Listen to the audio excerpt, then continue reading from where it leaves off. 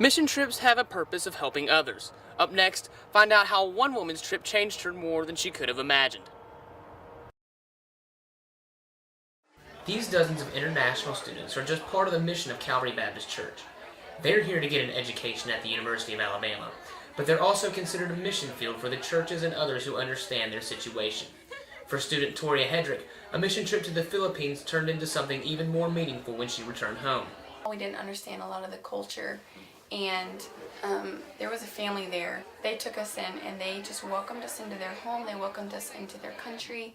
They taught us basic language that we needed to know on the streets and getting food and trying to find bathrooms.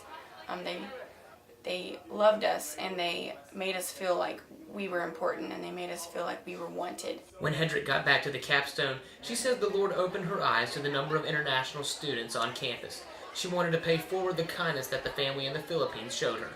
I had been here for 2 years and never had seen or never had thought it was important to go out of my way to look up and look out and see how many people are foreigners in our country. Hedrick's experiences immediately impacted how she interacted with international students.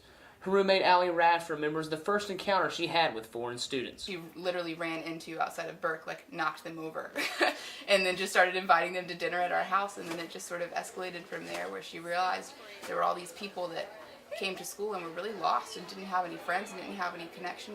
And so we just opened up our home and had dinners and studied the Bible together. And we invited our friends and we invited people in our church to come and join us and to come and see that this is important as well. Toria Hedrick and a host of volunteers continue reaching out to new international students by holding dinners and Bible studies once a week. Her goal is to reach all 2,000 international students on campus. For the University of Alabama, I'm Wynn reporting.